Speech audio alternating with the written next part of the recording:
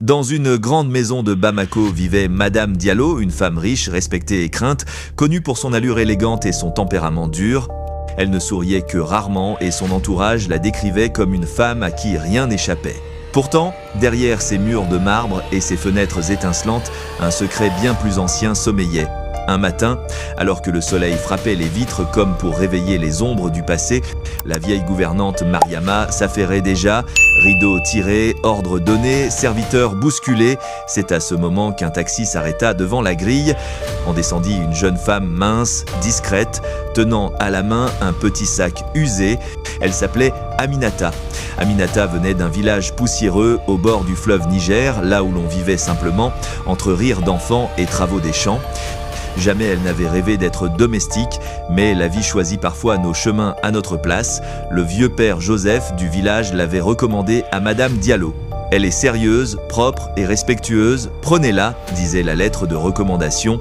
À peine entrée, Aminata sentit le poids du silence de la maison, un silence froid, presque oppressant.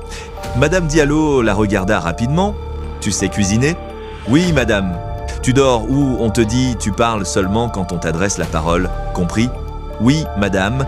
Ainsi commença sa nouvelle vie, une petite chambre sans fenêtre, un lit de métal, une armoire bancale.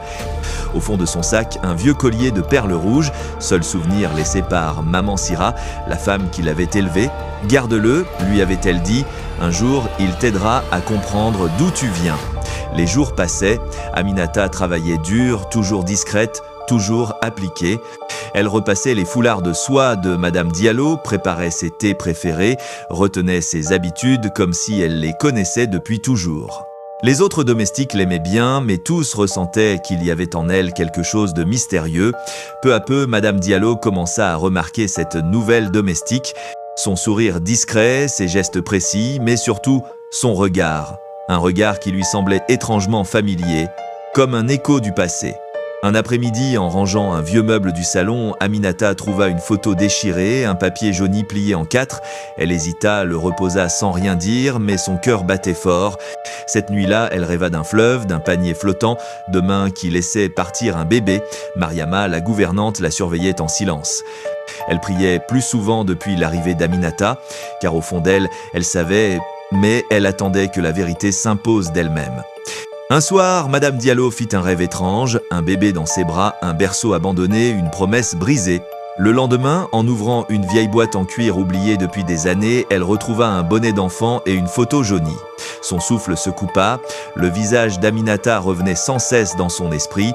Les jours suivants, les signes s'accumulèrent. Une tante de Madame Diallo en visite observa Aminata longuement. « Cette fille, elle a les traits de notre famille, tu ne vois donc rien ?» murmurait-elle. Mariama détourna le regard, mais son cœur pesait lourd. Aminata, elle, écrivait des lettres qu'elle ne postait jamais. « Maman Sira, je sens que cette maison cache mon histoire. Est-ce que tu m'as protégée d'un secret trop lourd ?» Puis un soir, le vieux père Joseph, celui qui l'avait envoyé à Bamako, l'a reçu. À ses questions sur ses origines, il répondit « Les vérités dorment parfois, mais un jour, elles se lèvent comme le soleil. Tu devras alors choisir, pardonner ou fuir. Le destin ne tarda pas. » Une fin d'après-midi, alors que le soleil se couchait derrière le grand manguier, Madame Diallo fit asseoir Aminata près d'elle pour la première fois. Son regard était grave. Sur la table, une petite boîte en bois ouverte. À l'intérieur, le même collier de perles rouges qu'Aminata portait en secret. La voix de Madame Diallo trembla. « Ce collier, je l'ai posé autour du cou d'un bébé il y a 24 ans. Un bébé que j'ai abandonné parce que j'étais jeune, effrayée et seule. Ce bébé, c'était toi, Aminata. » Un silence immense remplit la pièce. Aminata a senti ses mains trembler. Toute sa vie, elle avait attendu une réponse. Et la voilà brutale, inattendue. Madame Diallo continua. Les larmes aux yeux. Je n'ai jamais eu d'autre enfant. Chaque jour, ton visage me rappelait une faute que j'ai voulu oublier. Aujourd'hui, je n'ai plus de force pour fuir. Tu es ma fille. Aminata resta figée, le souffle court. Elle murmura simplement « Je ne sais pas encore si je peux pardonner, mais je suis là et j'écoute. » Ce soir-là, Mariama servit un ragoût simple aux saveurs du village. Pas pour les invités, mais pour une mère et sa fille réunies par le destin. Les semaines passèrent. Aminata ne dormait plus dans la chambre sans fenêtre. Elle avait une pièce à elle, près du bureau de sa mère. Madame Diallo l'inscrivit même à des cours de gestion, décidée à en faire plus qu'une héritière, une femme forte capable de reprendre son empire.